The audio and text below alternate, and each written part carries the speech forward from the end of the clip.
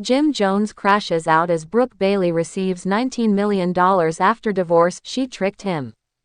It was supposed to be a love story. But in Hollywood, love stories rarely end in happily ever afters. And for rapper and entrepreneur Jim Jones, the fairy tale became a full-blown nightmare, played out in real time under the blinding glare of fame. The ink on the divorce papers had barely dried when Brooke Bailey, former reality star turned beauty mogul, emerged from court in $1,000 heels, a designer suit, and a smug, knowing smile. The cameras swarmed her like bees to honey, but she didn't flinch. Not today. Not after that win. $19 million. That was the final number. That's what the judge awarded Brooke in the divorce settlement, sending shockwaves through social media and celebrity circles alike. But this wasn't just a divorce. It was an ambush, a takedown, a masterclass in deception. And Jim was left stunned, defeated, and, in his own words, crashed out. Chapter 1. The romance that fooled us all. They met at an award show afterparty in 2017. Brooke, fresh off her third season of Basketball Wives, and Jim, already a legend in East Coast hip-hop. From the jump, they looked like opposites. She was glitter, glam, and attention. He was street, low-key, and loyalty-driven. But behind closed doors, they had chemistry. Fireworks. Brooke was soft with Jim in a way no one had ever seen. Jim was protective of her, often skipping events just to be by her side. In interviews, he called her, "my forever girl." He even got her name tatted on his ribs. "She made me feel safe," Jim would later say. "Like she had my back no matter what." But not everything was what it seemed. Chapter 2. The setup. By 2019, the couple had secretly married in Turks and Caicos. No press, no prenup. Just two people, in love, and a minister who didn't ask many questions. That's when Brooke's transformation began. She launched a skincare line that seemed to explode overnight, Jones Beauty. Many assumed Jim had bankrolled it, but Brooke publicly denied it. "Every dollar in my business came from my own hustle," she told Essence. "Jim supports me emotionally, but this is my thing." But sources close to the couple say otherwise. Jim gave her the startup money. Straight up, a friend from Jim's inner circle revealed. She said she wanted independence, and he wanted her to win. He never thought she'd flip on him. But flip, she did. Chapter 3. The betrayal. By 2022, the couple's relationship was strained. Jim was pushing a new album, and rumors swirled that Brooke was spending more time in Miami than at home. Allegations of infidelity surfaced, but Jim stayed silent, still trying to protect the image of the woman he loved. Then came the bombshell. Brooke filed for divorce. It wasn't the filing that shocked Jim.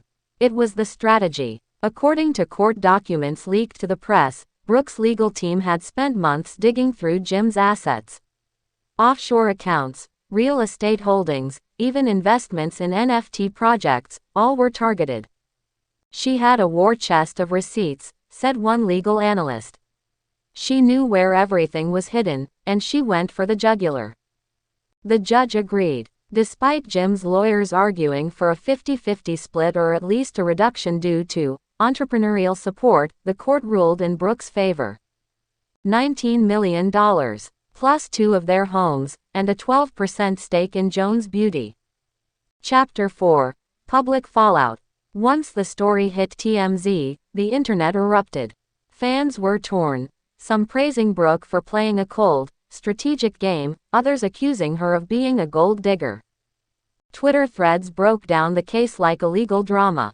TikTok creators reenacted court scenes, and YouTubers with law degrees weighed in with hour-long breakdowns.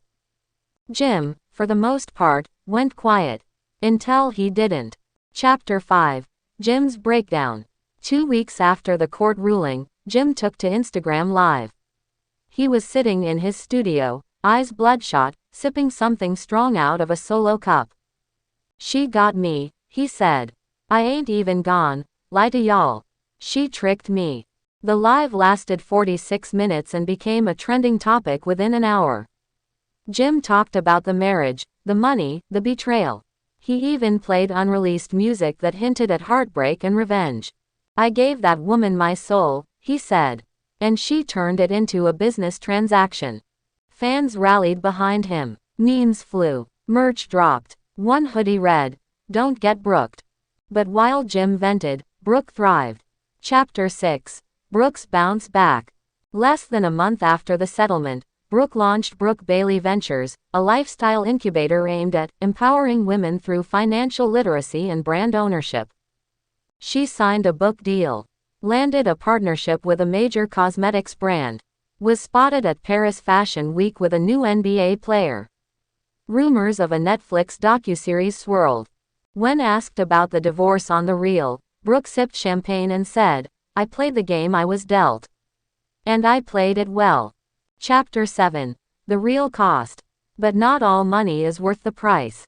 Friends close to Jim say he's been struggling mentally. The betrayal shook him, not just financially, but spiritually. "He's questioning everything now," a friend said.